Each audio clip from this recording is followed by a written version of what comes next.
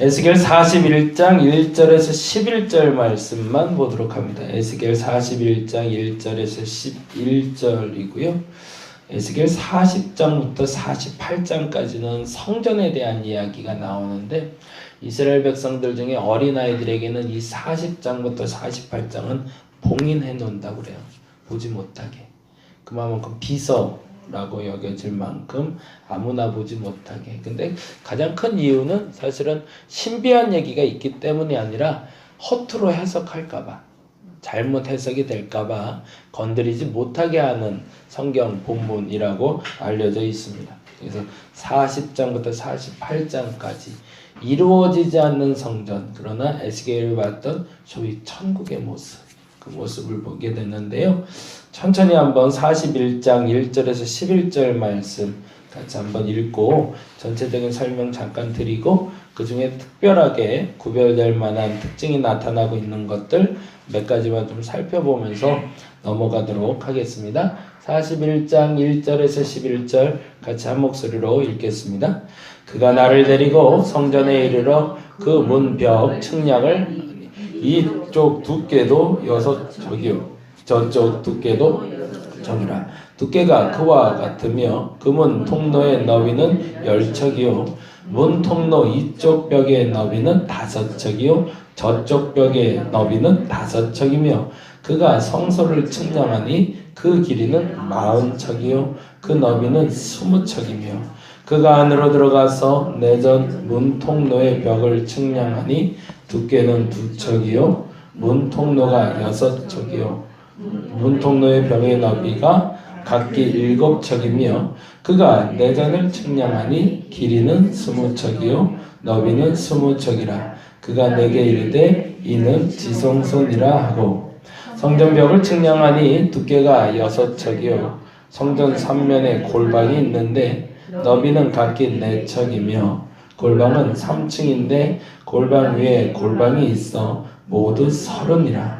그 3면 골방이 성전벽 밖으로 그 벽에 붙어있는 성전벽 속을 뚫지는 아니하였으며 이 두루 있는 골방은 그 층이 높아질수록 넓음으로 성전에 뚫린 이 골방이 높아질수록 성전에 가까워졌으나 성전의 넓이는 아래 위와 같으며 골방은 아래층에서 중층으로 위층으로 올라가게 되었더라.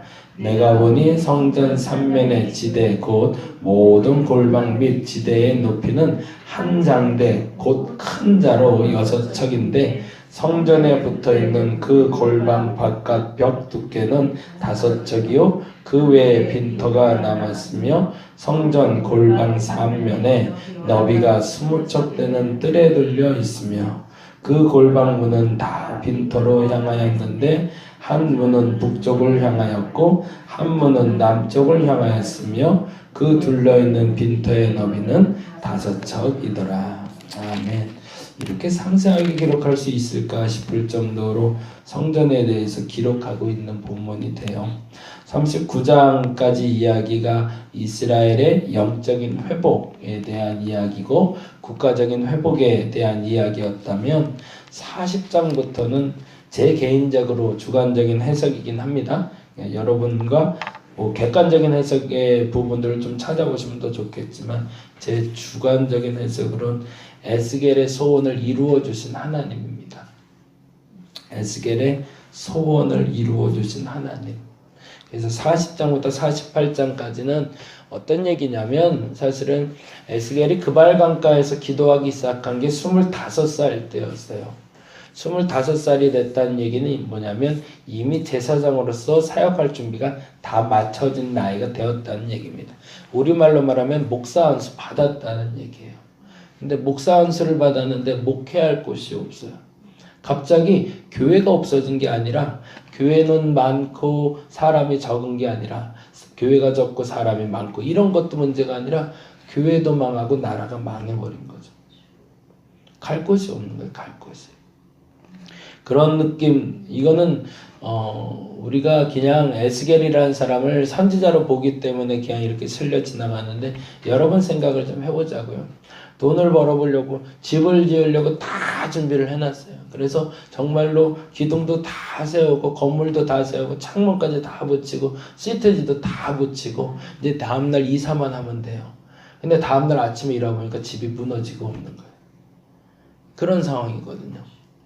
정말 다 준비했는데 이제 완벽하게 나는 이제는 내일이면 가서 제사 드리고 이제 제사장으로서 목회를 해야지 라고 생각하고 있는 그날 아무것도 남지 않는 나라를 바라보는 한 젊은이의 절규가 그발강가의 시작이었습니다.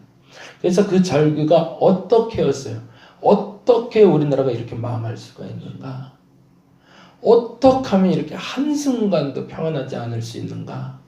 어떻게 하면 이렇게 아무것도 할 수가 없는가? 그 탄식 가운데 애절하게 엎드려 있는 에스겔을 생각하시면서 에스겔서를 보셔야 돼요. 그러면 이 에스겔의 애절한 마음과 막 피 솟구치는 그 열정과 갈등을 느끼게 되거든요. 그리고 나서 5년이 지나는 거예요. 그렇게 기도해도 답이 없어요. 정말 피 끓는 절규를 하고 있는데 그발강가에 엎드려서 5년을 버텨내고 있는데 그 5년 동안 아무 일도 일어나지 않는 거예요. 우리의 기도는 얼마나 기도해야 응답받는다고 얘기할까요? 얼마나 절규 섞인, 얼마나 간절히 구하고 있는지 우리 한번 좀 점검해 볼 필요가 있습니다. 죄송하지만 우리는 에스겔만큼 기도는 안 하는 것 같아요. 근데 그 5년 동안 그발강가에서 기도만 할 수 있다면 그래도 감사했는데 노동도 했어야 되거든요.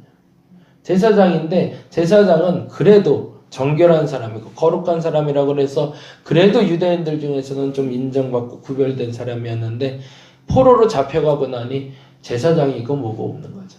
젊은 남자는 무조건 짐을 날라야 되고 벽돌을 날라야 되고 건축을 해야 되고 일반인들과 똑같은 대접을 받으면서 그런데 나는 그 자리를 지켜가고 있는 겁니다. 그래서 5년이 지난 후에 그가 그발강까지 드디어 하나님을 만나는 게 1장 1절의 얘기예요. 그럼 몇 년이 지났다고요? 5년이 지났으니까 나이가 이제 30살이 된 거죠. 30부터 시작해서 본격적으로 예언자로 사역을 했는데 오늘 본문에 보니까 40장부터 잠깐 볼까요? 40장 같이 한번 보겠습니다. 40장 1절 같이 한번 읽어보겠습니다. 40장 1절 읽겠습니다. 시작. 우리가 사로잡힌 지 25째 해. 거기다 줄을 좀 쳐주세요. 25째 해. 우리가 사로잡힌 지 25째 해라는 건 에스겔이 여호와긴과 함께 잡혀와서 있은 지 25해가 됐다는 거고요. 성이 함락된 후 14째 해. 거기다 줄을 좀 쳐주세요. 이 얘기는 586년에 이스라엘의 예루살렘 성이 무너진 때를 얘기합니다. 그 해가 같은 해라는 거죠. 그러니까 당시에는 날에 대한 계수가 두 가지로 이루어졌던 거예요. 포로로 잡혀왔을 때부터 계수하기 시작했고 그리고 또 하나는 예루살렘이 멸망하는 그때로부터 또다시 계수가 그래서 14라는 숫자와 25이라는 숫자는 여러분이 좀 기억을 해 놓으시면 좋습니다. 에스겔을 볼 때 25째 해, 14째 해 이거는 이스라엘이 멸망하고 나서부터 날짜 계수가 된 날이다 라고 기억하시면 좋고요. 그리고 특별한 날이 있는데 첫째 달 열째 날이라고 되어 있잖아요. 그건 1월 10일이죠. 1월 10일은 속죄일입니다. 이스라엘 백성들에게. 그날에 특별히 기도하던 가운데 하나님이 임하신 거죠. 근데 재미난 건 잡혀온 지 25째 해가 됐다인 건 에스겔의 나이가 얼마가 됐다는 얘기일까요? 계산해 볼까요? 처음에 잡혀올 때가 25살. 5년 동안 기도해서 30살부터 예언했고 그리고 이제 25년이 지났어요. 그러면 50이 된 거죠. 50이라는 나이가 레위인에겐 굉장히 중요한 의미를 가져요. 왜 그럴까요? 은퇴예요.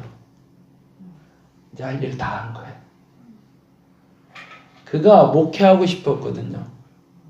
교회 일을 하고 싶었어요. 그래서 열심히 준비했어요. 근데 하나도 못했어요. 그래서 25살에 엎드렸어요. 나도 좀 목회 좀 하게 해달라고. 나도 기도 좀 하게 해달라고. 사람들하고 뭐 좀 하게 해달라고. 하나님한테 울부짖는데 하나님 들어주질 않으세요. 아니 들어주지 않을 뿐만 아니라 나라는 멸망해버렸어요. 회복의 기미가 안 보여요. 근데 나이 30에 희망이 갖게 됐어요. 나라가 회복될 거래요. 기대를 가지고 기도했겠죠. 언젠가는. 무슨 기대였을까요? 언젠가는 고국에 돌아가 나는 목회하리라. 언젠간 고국에 들어가 저 성전에서 나도 한 번쯤은 제사를 한번 드려버리라.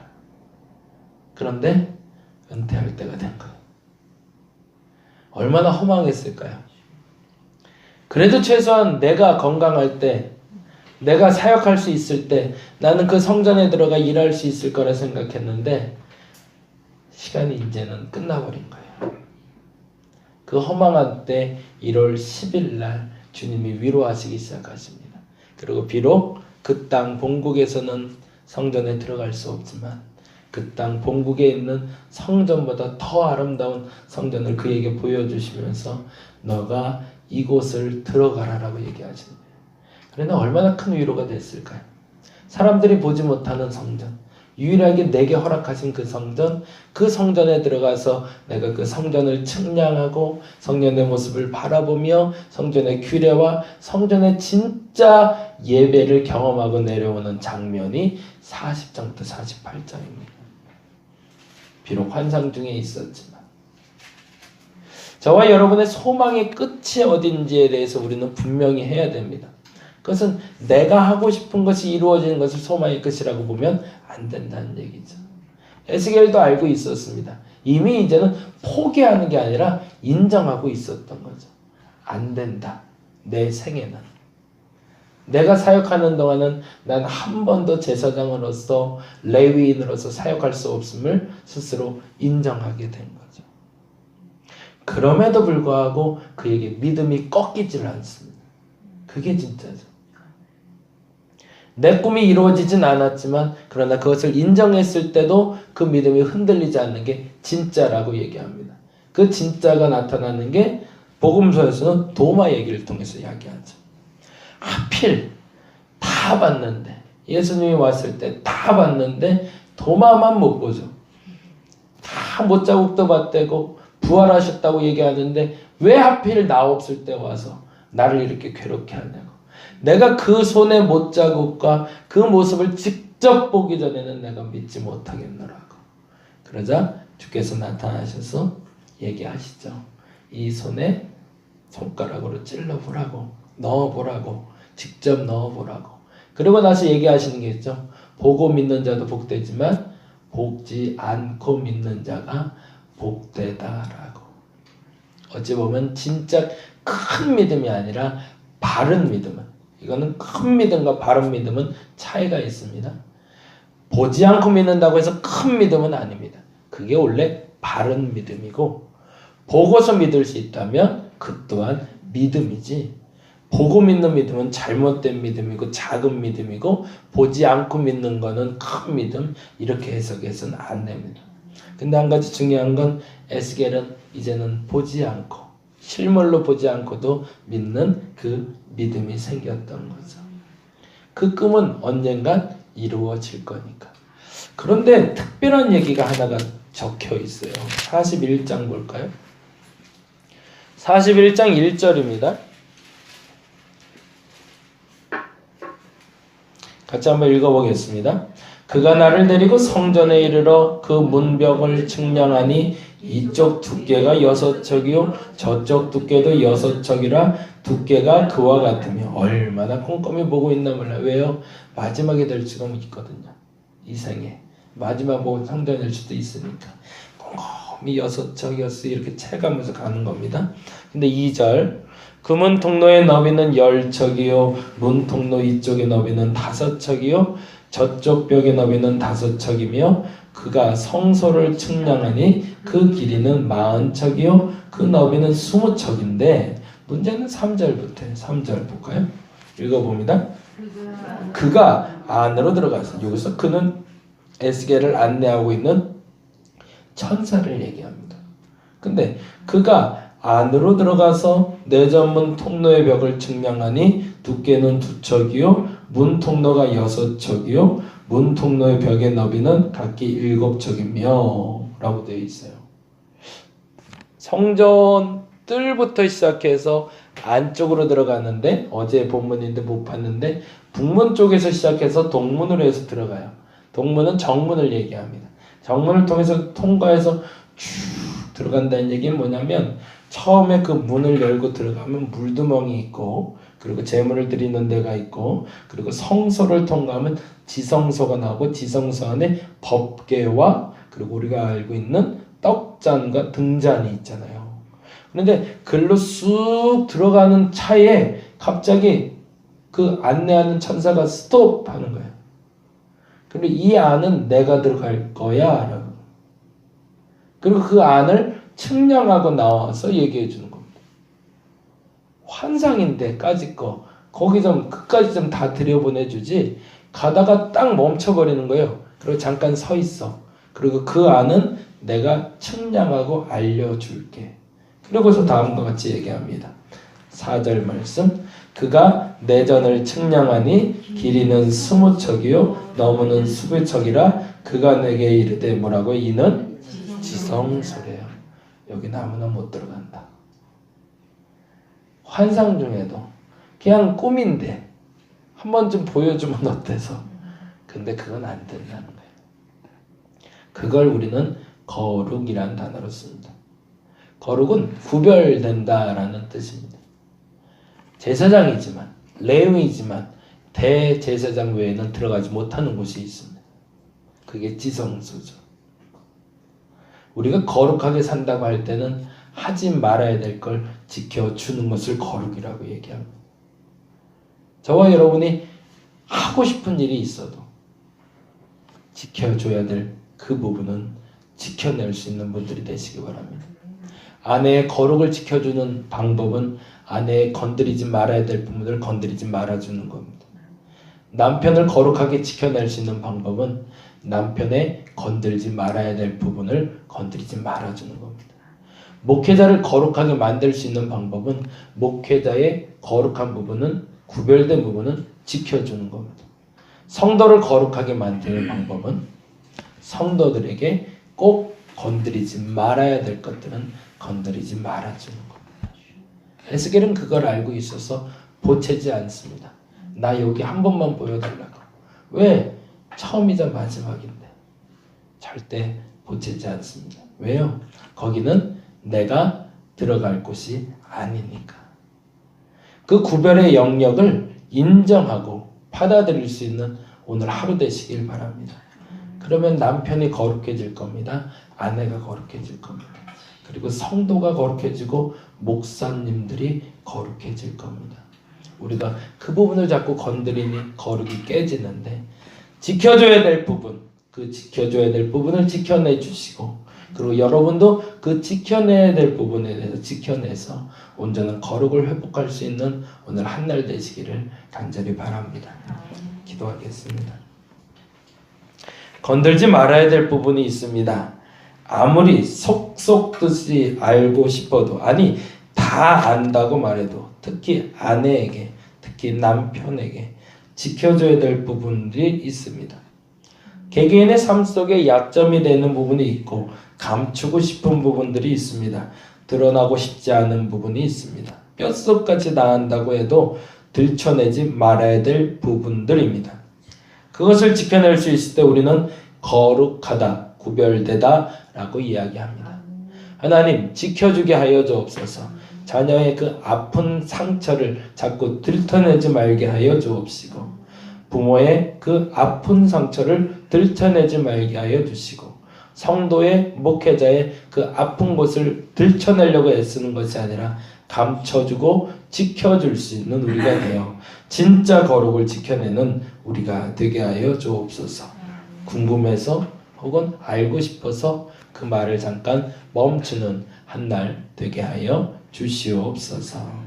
감사합니다. 고마우신 예수님 이름으로 기도드렸습니다. 다 같이 기도하고 들어가도록 하겠습니다.